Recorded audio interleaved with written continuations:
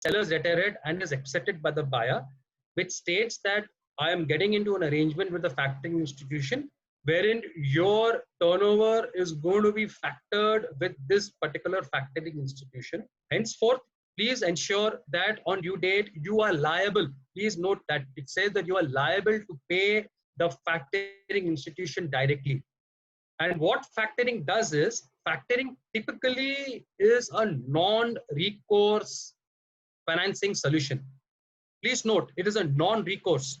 Non-recourse means that today, when you raise an invoice on the buyer, and tomorrow the buyer does not pay the seller or the factoring institution, pardon me, the factoring institution, the factoring institution will not go back to the seller asking for the monies. It's a huge statement. So, this clearly enables an unsecured way of financing. It clearly enables non-collateral based financing, and the risk of payment of your debtor shifts from left. And he asked, why will the factoring institution do this? Now, what is in it for the factoring institution? The factoring institution typically will do this because it takes credit insurance on the buyers on whom the factoring limits or factoring lines are assigned. Please note, one will not put all their eggs into one basket, right? So factoring typically will not work for a single buyer. It has to be an aggregation of buyers, and for all those buyers, only those typically only those on whom the insurance cover is available from the insurance company will be onboarded for this particular program arrangement. So on due date, the buyer will pay the factoring institution. So what happens typically, again, coming back to the aspects of the financial transaction, let's say the seller raises a 100 rupee invoice on the buyer, and the seller gives the required documents to the factoring institution. The factoring institution, after its proper due diligence of the document submitted, will pay a percentage of the invoice directly to the seller. Typically around 80 to 90% of the invoice value. So let's say if the 100 rupees is the value of the invoice, 90 rupees will be paid upfront to the seller. So that enables immediate fund flow or cash flow to meet the working capital requirement of the seller. And on due date, once the buyer pays the factoring institution the entire 100 rupees, the factoring institution will deduct its charges from the balance 10 rupees that needs to be paid to the seller and pay the net amount. This is the way, this is how factoring is done. And both from I've given you an example as to why factoring from a factoring company standpoint and from a seller's standpoint, and also given you an example in terms of how this will work from a financing perspective. Please note that all these invoices necessarily needs to be registered under the central registry guidelines. There has to be periodic reporting of Reserve Bank of India and the credit bureaus. So this is primarily to avoid double financing. Now, a factoring institution will have to go and look out and through these credit bureaus and checks that it does to ensure that the factoring or the invoice is not getting double financed. No, so this is how factoring works. Now, factoring works for both your domestic receivables and for your export receivables. Domestic, typically, as I said, it's going to be non-recourse. Ideally, it's done with recourse as well. It depends on the factoring institution and the comfort or the risk that it has on the buyer. But for exports, it's necessarily done on a non-recourse basis only. It's a huge statement to make. An exporter today exporting to countries and buyers need not worry about the receivables if it is getting factored. We have also seen in our interactions with customers that many times when, let's say, a customer is dealing with a overseas buyer, he's taking an LC. More often than not, the LC costs are embedded into the buyer's invoice that he raises on the seller. So margins get a little squeezed. Now with this kind of a transaction or this kind of an unsecured facility, you do not, on an open account transaction, that's the right word to use, not unsecured, yes, but open account transaction, you save on the LC opening cost. Hence, maybe your margins get a little better with the particular buyer. Also, because the buyer is opening up an LC, there are restrictions maybe with respect to the amount of turnover that you can do with that particular buyer. Reason being that one can only do business to the extent to which the buyer is getting a LC limit from his existing bank. So by doing away with an LC, two things are happening. One, obviously, if the cost of opening up the LC and charges are being levied to the particular seller, that gets negated. Also, the turnover restrictions, now there is no more, there's no turnover restriction with that particular buyer. You can go ahead and increase your turnover with that specific institution. Now, so these are the advantages or the requirements where factoring can help a particular customer, and this is how factoring is an important aspect. And if you see more and more institutions and organizations enabling such trade, for specifically the exporters and the SME and the MSME sector. That's on factoring. But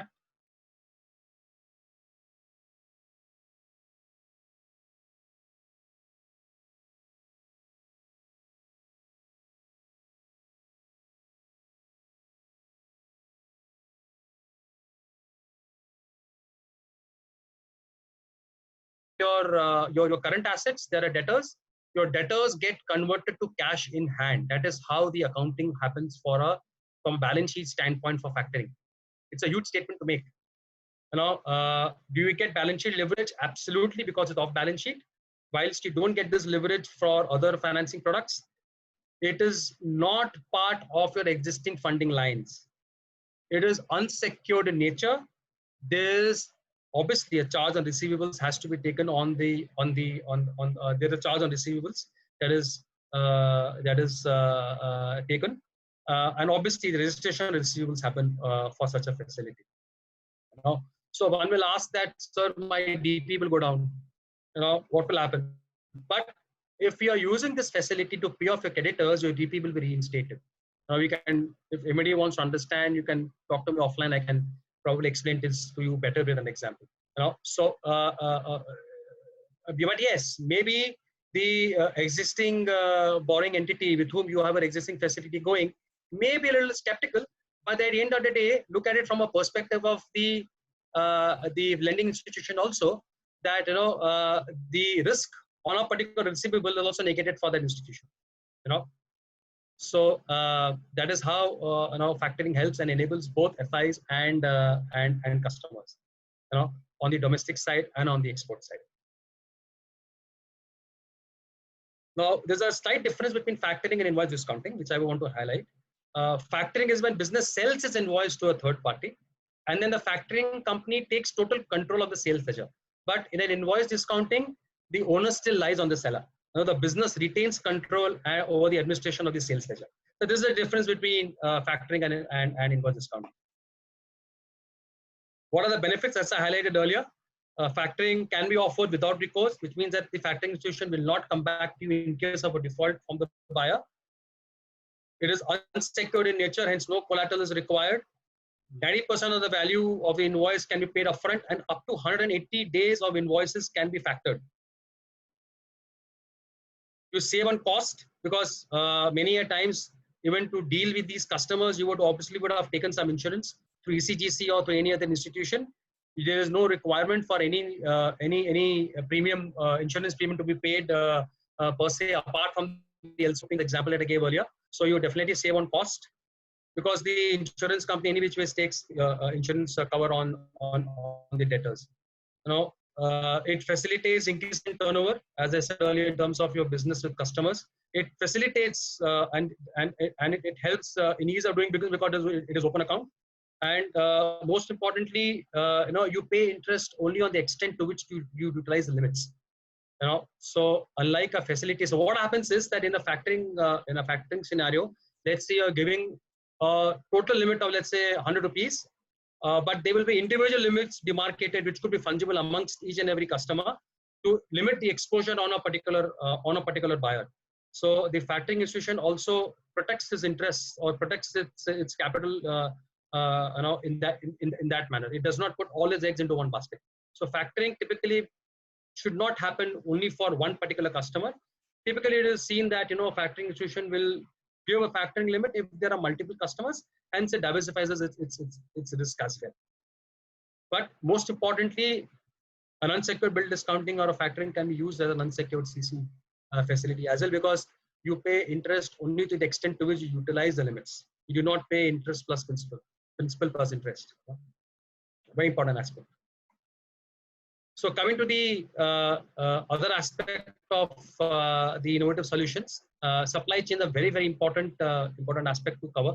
Factoring obviously is part of the supply chain financing program, but typically I would probably put supply chain financing more from a vendor side. So no, I would probably call it as table financing maybe. So there are two aspects. One is in vogue primarily in its nature.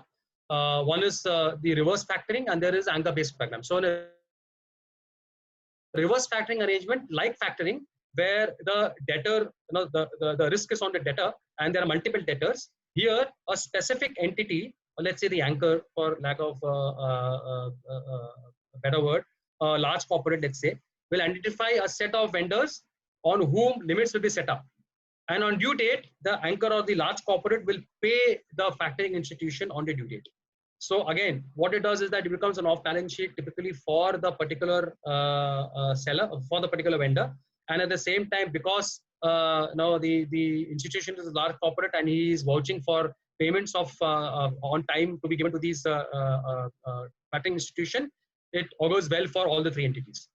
And obviously there is this anchor-based program that is a vintage program, part of the supply chain, where now the anchor nominates suppliers who would ideally want to be part of this particular facility, and actions are linked to an invoice, which forms the link between the anchor and the spoke. So supply chain, this is traditionally what is offered by banks and financing institutions. The reverse factoring bit is a variant, which is a very important aspect. This is the difference between factoring and an anchor-based program. So an anchor-based program, the anchor is the obligor, and he then passes on the limits or the monies to a specific vendor. But in a reverse factoring arrangement, the supplier becomes the obligor. That is the difference between the two products, similar in nature but different.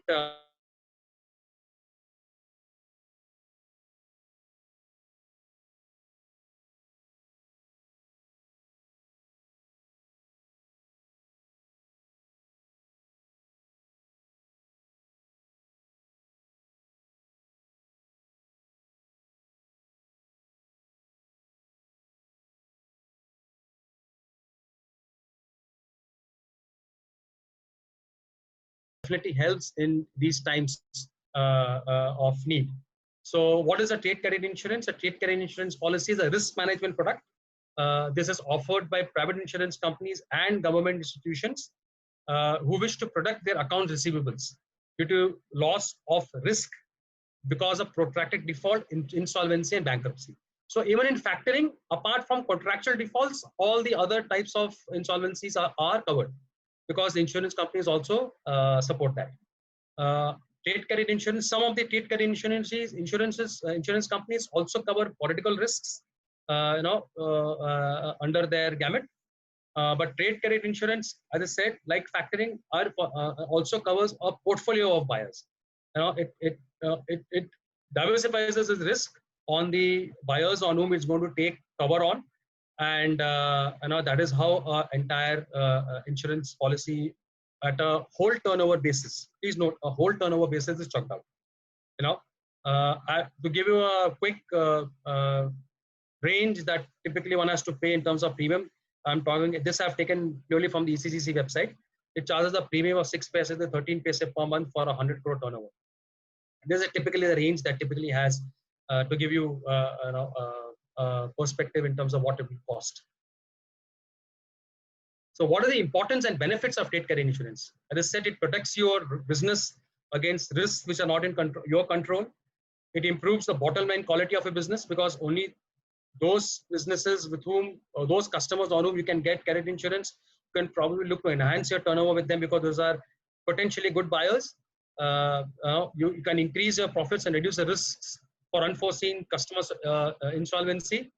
It protects, it lets you offer credit to new customers because if you're onboarding a new customer, you can probably do a due diligence on them through the credit insurance process. It improves your funding access at competitive rates for sure. It supplements the credit risk management process at a specific customer's end, and it definitely optimizes your bank financing. Now, this is obviously done by insuring a trade receivables. So these are the specific benefits that a trade credit insurance has to offer. So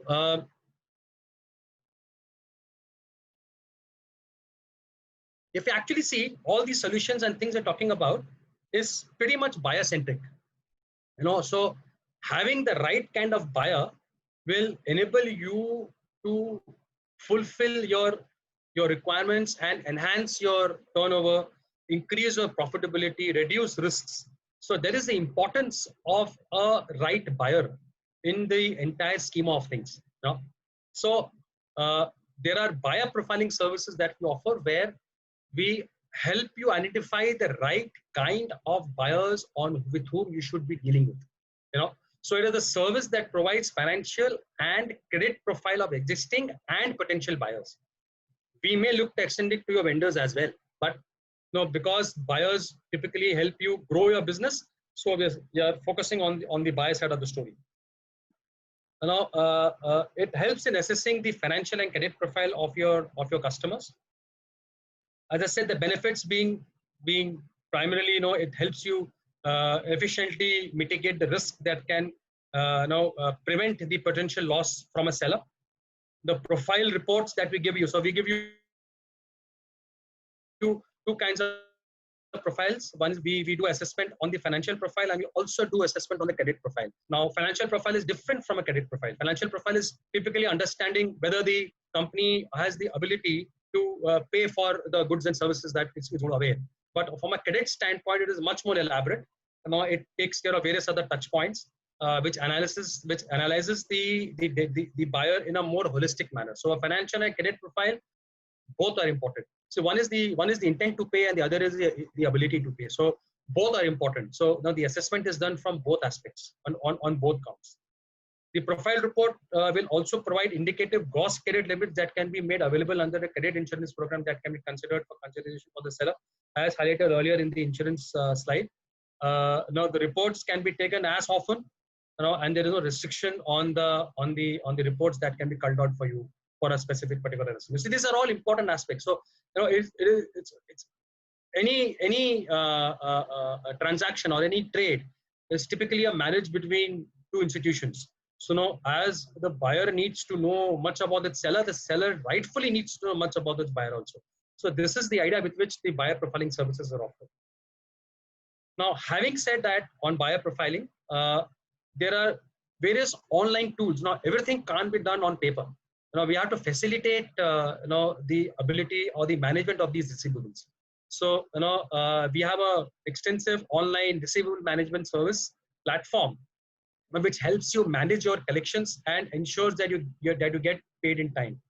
Now, this is the smart receivable management platform that helps you track and automate your collection process. So, movement from the time you have an entry done in your ERP, it assesses, and through artificial intelligence, it collates a lot of data and assesses and massages a lot of information on your particular buyer and gives you an output which says whether you should be dealing with such a customer, or let's say if you're giving him a credit period, what is the amount of credit period that needs to be given to him. So it helps you manage your entire receivable cycle in a click of a button. It gives you a one-view window of all your debtors across locations, across sales managers, across verticals. So it's a very, very handy tool, because it helps you generate insightful reports on your collection and outstanding payments. There are templates wherein you can send to the customer for follow-up. There is no need for anybody to type a specific email. The platform or the engine will itself send emails to the respective buyers on a particular due date.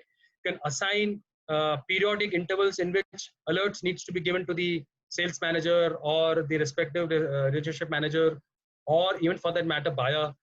So it enables you to improve your cash flows and reduce your bad debts, and hence it helps you enhance your profits.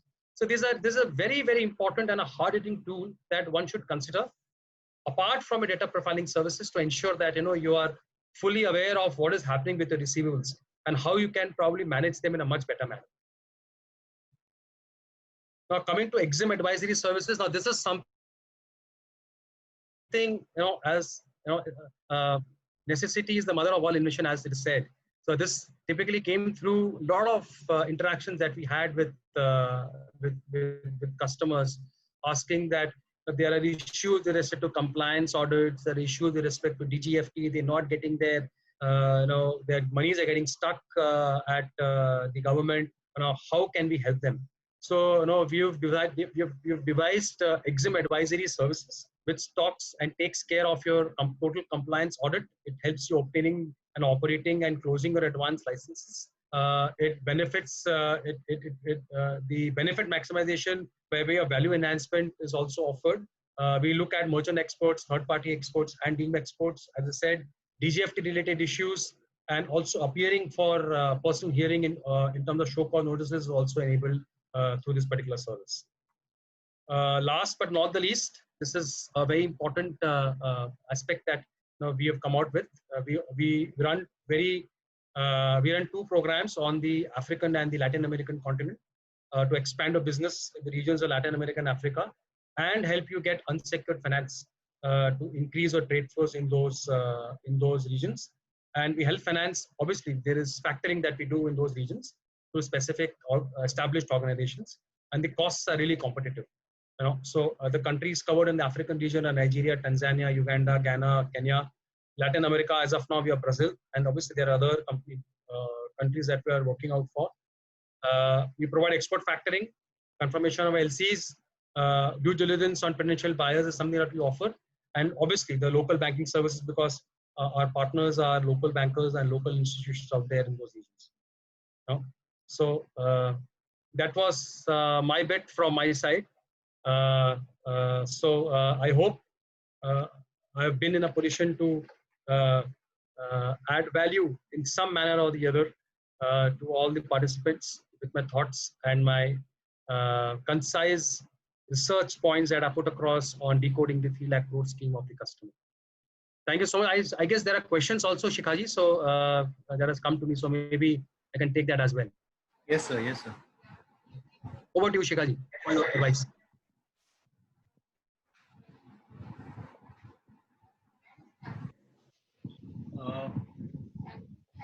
Pankaj? Yes, sir. Yes, sir. There are questions that has been asked. Should I take them one by one? Yeah. Yes. Okay. Now, the first question that has been shared with me asks the question that how do we improve cash collection using digital solutions? Existing process is not sustainable, as many companies will continue to work from home even post lockdown. Very relevant point. See, there are online collection modes available. In terms of your IMPS, RTGS, NEFTs has already been in vogue. The monies from customers for them to pay, as well as to receive, as well as to pay your creditors are already there. These are all seamless transactions or facilities that have been provided through the internet banking platforms of almost all banks now. I would, me being a transaction banker as well, there are concepts such as virtual account, which help you identify and track, and also help you in your reconciliation of payments received from your customers. What it typically does is that it generates a code for your customer, and when a payment is received, it identifies the code and then reconciles the receipts for that particular customer, for you to have a end-to-end reconciliation done for all your receivables. So all these solutions are available currently with almost all existing lending institutions, and this helps you track, and also this helps you collect your collections, your outstandings in a timely manner. And other debtor management solutions I've already described earlier. So this just adds on to what I have probably reiterated earlier in my presentation. The second question that is asked was how to resolve problem of old outstanding debtors as customers are unwilling to reopen previous books. Okay. I think this is where the factoring solution will help. Wherein customers are liable to pay to the factoring institution on the due date, and if they don't pay, then obviously a factoring institution will classify those receivables as NPAs, and accordingly the credit worthiness of that particular customer will go down. So I think factoring is a good solution and a case in point for such issues, because reporting under the NPA reduces the credit worthiness of the customer. So the CIBIL score goes down. So hence it will dissuade them from defaulting on payments. So I think that is how the problem of all outstanding debtors can be resolved in the future. Obviously, the new ones you will have to follow up. The existing ones you will have to follow up. Nothing else can be done on that. The third question asked to me is how to balance growth with profitability. Okay, demand may be slow to pick up. So do we drop prices? Interesting. Okay. These are real tricky times, right?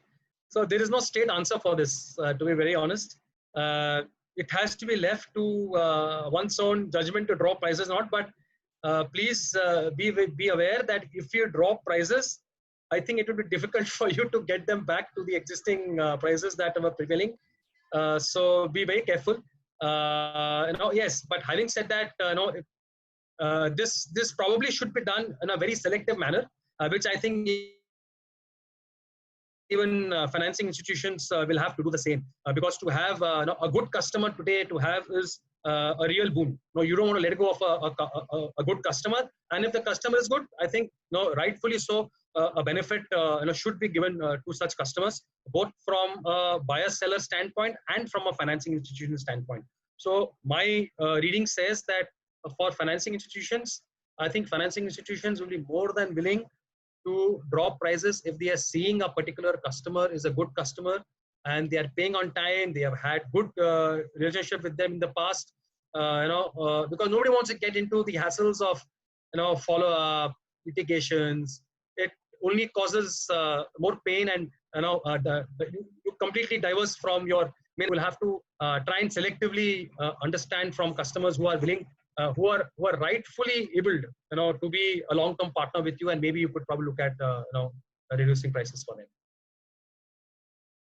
So next question that asked to me is how to get funding against LC, domestic or international. I have all banks support discounting of LCs and bills under the LC. So one can approach your primary bank with whom you have your secured facility, and they'll be more than happy to, I guess, help you out. But obviously, to go to a new financing institution will be difficult, because often base limits typically are collateral based. So you will have to necessarily go to such institutions with whom you are already dealing with. But there are private players over in the overseas market who facilitate such transaction. But I will clearly advise one not to look at those institutions, because the credibility of those organizations is left to anybody's judgment. So you rather not deal with such organizations than jeopardize your monies. Fifth question asked is a practical scenario: an Indian private limited, a subsidiary formed by foreign citizens and NRI, how can it avail finance under the current scenario or other finance package offered by the government? One of the directors is an Indian resident. So we actually at our NBFC we have an existing customer like that. But the important part is that the the Indian director can be the primary applicant and facilitate availing of the required lines from a particular lending institution, the way we have done. But however, I will require much more details in terms of what is the constitution of the company, what is the shareholding pattern, what is the vintage of the company, now to provide a proper answer for this particular question. But please contact your existing lending organization, or you can contact me offline and I can probably help you with this particular aspect as well. Now, how can banks help in supporting the supply chain for their clients? The current model of LC issuance and discounting is cumbersome and time consuming. How can this evolve into one digital offering? Fantastic question. I think it's a very relevant and very good question. I think banks and NBFCs do run supply chain finance programs, as I said earlier. And I've covered them in my earlier slides as well. Like factoring, reverse factoring, and the normal anchor-based and spoke model that I talked about earlier.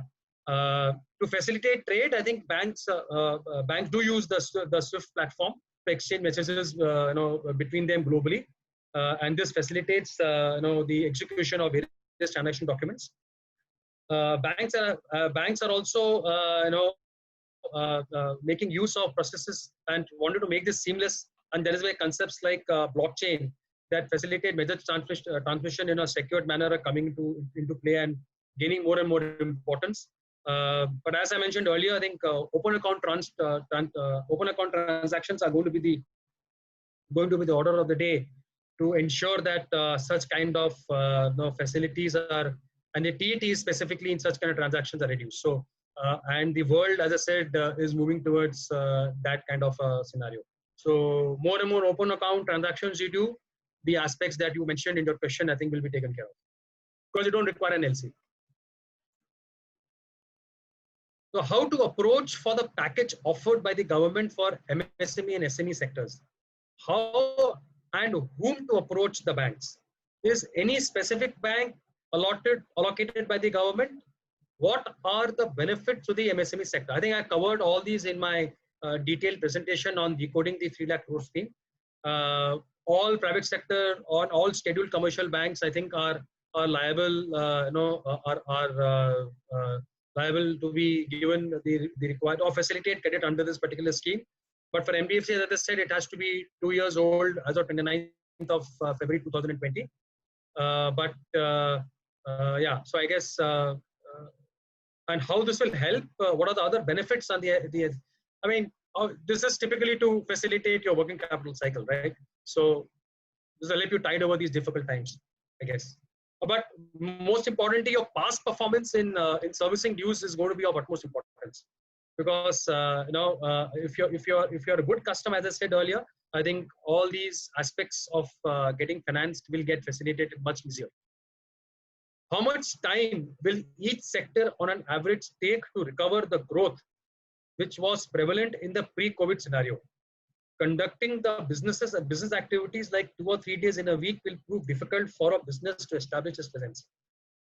I mean, it's anybody's guess, to be very honest, but I would probably think that it would take anywhere between 18 to 20 months for things to start getting to normal. But we have to now adapt to the new normal as well, and adapt to it quickly. The damage caused to the economy obviously is humongous worldwide. So one thing which I've heard from my interaction with various industrial organizations is that there are aspects of sharing our workforce that is coming into place now. There are shifts, so workers are persuaded to probably do 2 shifts. One in a particular manufacturing unit, and then the other in another manufacturing unit in the same vicinity. And manufacturers are supporting such kind of sharing of manpower. So this is a very heartening sign. Next question is, can consumers expect the fall in inflation prevailing in the actual market? For example, prices of various commodity and property prices reduced. See, inflation has always been a supply-demand game, right? So commodity prices, if you see, the demand has increased. There is scarcity, and yes, obviously the pricing has also, the price also for such commodities has increased. Real estate prices are somewhat seen a decline, but I think things will get back to normal once consumption picks up. I think it has to. There's no other choice. There has been a lot of inventory piled up, hence you're seeing this kind of inflation issue. But till such time the inventory clears up, I don't see the situation improving. So that is what it is. Last question.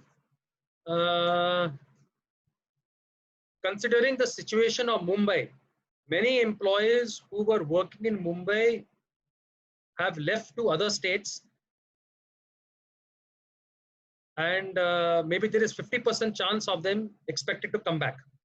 What can the situation of employment and business growth be till those 50% employees are back in Mumbai?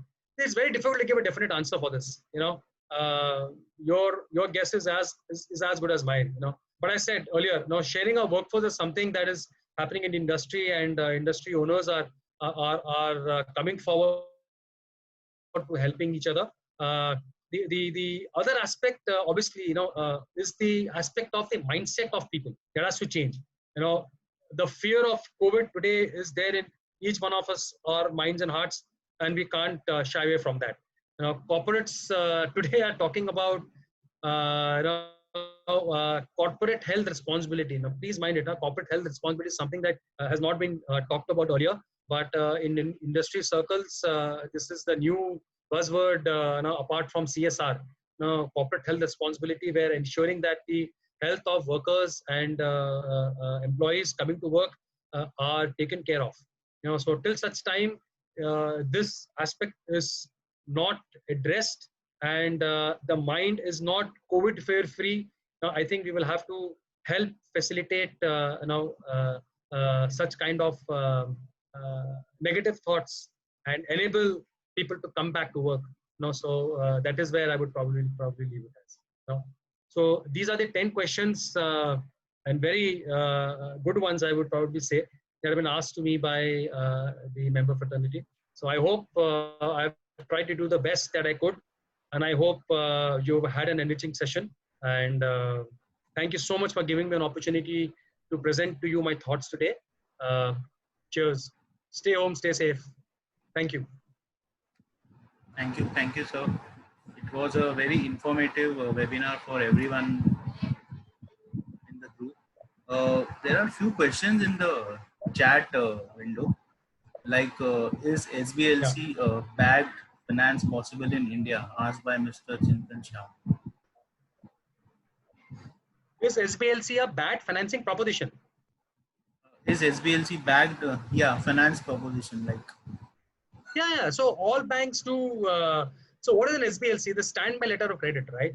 Yeah. So it actually provides you so typically an SBLC is procured by an overseas mother entity, parent entity, where it gives guarantee, stands guarantee to a local entity here. So that's pretty much accepted by all lending institutions, specifically banks.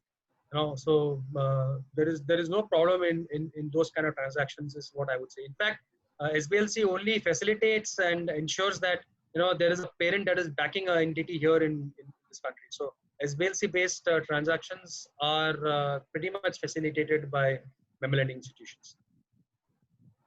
Okay, sir. I request members, if they have any questions, they can come forward and ask by unmuting them.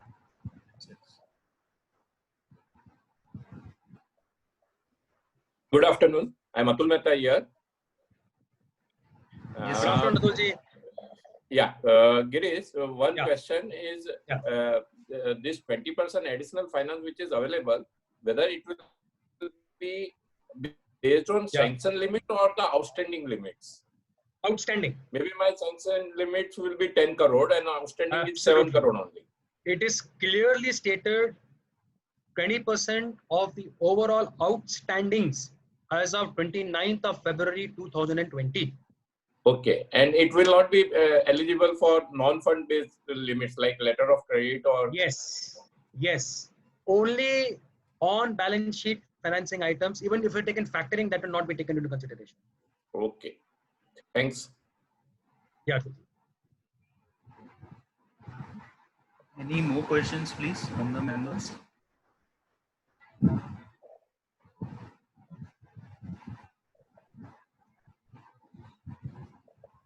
So, Pankaj, I think we can conclude the session. Now, Girish, hello. Just one point, if anybody has any questions further to be asked, I would request Pankaj and Shikhaji to please share my email address and my phone number. One can contact me at any given point in time, and I would be more than happy to help and facilitate. Yes, sir. Hello. Yes, sir. Hello. Hello. Hello. Pankaj, am I You can audible? share my email ID and mobile number. Yes, sir. We will do that. We will do that. With the members. Yeah. So it was Girish, it was really very wonderful and interactive session, and really nice to have you here. And you have answered all the questions of all the members. So so there was not much questions after this session because you have explained the things in very nice manner. Now I will request Pankaj to give his concluding remarks. Pankaj, you can give your concluding remarks for the session. Yes, sir. Thank you, Girish, sir. It was very informative, very practical, practically explained, like how much will be the loan amount which will be approved by the banks, like 20% of the outstanding. If they have like credit facility already with 2-3 banks, so how can you compute? You can compute it yourself. Many CAs will benefit from this, and they will be able to explain it to their clients. So all the situation is totally clear. Earlier it was like the government had just announced that we will give this much amount to MSMEs, and the more clarification was yet to come. They had done in the press release, but many like business people, they can't access the press release. So CAs are the person who can go forward and explain to the clients. So I really thank you, sir. Thank you for the very informative and very practically conducted seminar, sir. We will definitely invite you in our Chambers Study Circle seminar when we will actually be allowed to hold, where everything is safe and people can come and share the knowledge face to face. So looking forward to meet you, sir. I thank on behalf of all the members and the Chambers Study Circle, Chambers CA Knowledge Group for conducting this webinar. Thank you, sir. Thank you. It was a pleasure. Thank you, sir. Thank you once again. It was a pleasure. It was a pleasure. Very much. Thank you. Thank you. Thanks, Girish. Thanks, Dilip here. All right, Dilip bhai, thank you. I hope it was good. It was informative and Yeah. More than expected, sir. I think it was very fruitful and very value added to all the members here. Thanks. Thank you so much. Thanks for coming. Pleasure is all mine, Dilip bhai. Thank you so much for giving me the opportunity. Look forward to meeting you in person. Yeah, definitely. And as I said earlier, any issue anybody has, even after this session, please feel free to contact me, and I would be more than happy to help. Not a problem at all. Thanks, Please Girish. consider me and our organization to be part of the fraternity. Thank you, sir. Pleasure. Thank you, sir. Thank you. Cheers. Thanks. Bye. Thank you. Bye. Bye.